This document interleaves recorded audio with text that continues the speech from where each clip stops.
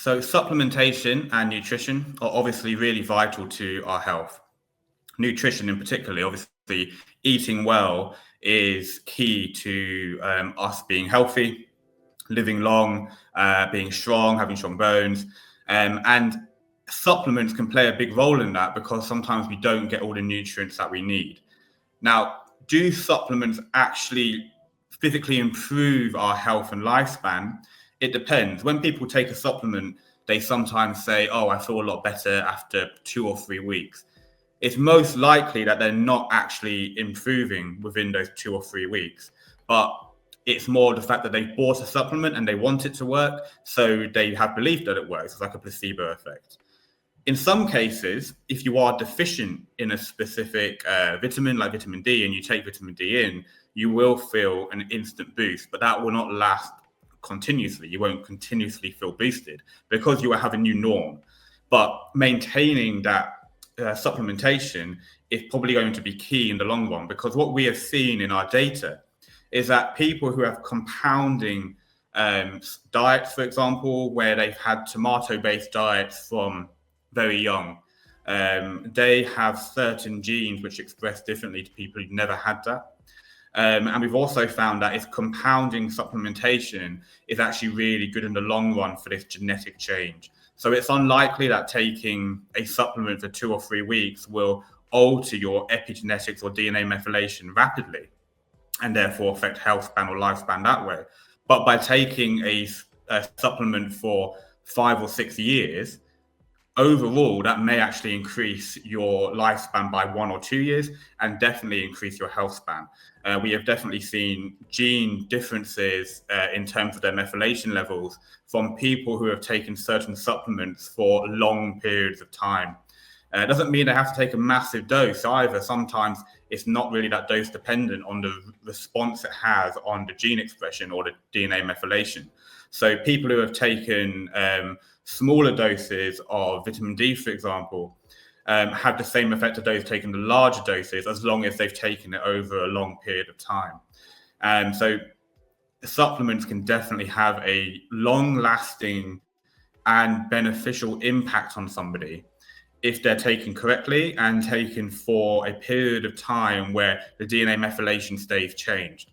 What we've also found is that certain supplements can really improve health span, but actually drop lifespan. So what it does is it improves your vitality or wellness, for example. So what it does is it changes genes like mTOR and IGF-2, and it can be really beneficial to muscle strength, bone strength, the way you feel, the way you come across, sometimes your skin health.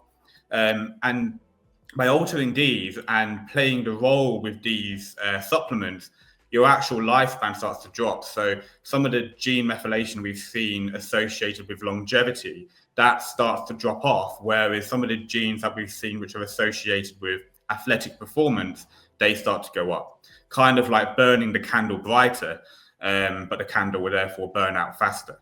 So there is sometimes, depending on the supplements and your goals, which you have in mind, you can actually play a kind of a cycle, I suppose, of sometimes you want to increase the brightness of your candle and burn a bit faster.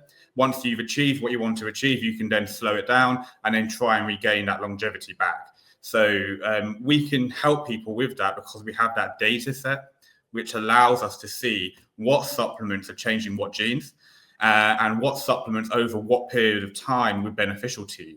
Should you be taking a supplement forever, for example, will that have a big effect on you? Or should you be taking a supplement for a short period of time to affect your health span and then come off it and go on to something else, or maybe nothing at all, to elongate your lifespan?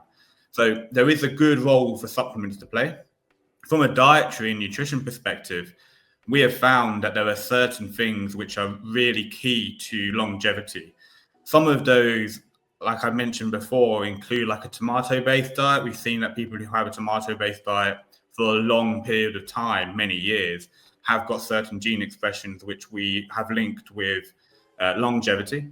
We've also found that people who have a good amount of protein, not too much, not too low, also have this increased longevity and an increased health span. However, taking too much actually starts to increase health span and drop off the lifespan. So again, there's some nuances to how someone can play with their diet and supplementation. And we're not talking about, small amounts of years in terms of our biological clock. We have seen that compounding effects can maybe add up to 10 years of healthy lifespan if they're implemented early, and therefore have the chance to start to compound, and therefore have the chance to have that effect at the end of your timeline, I suppose.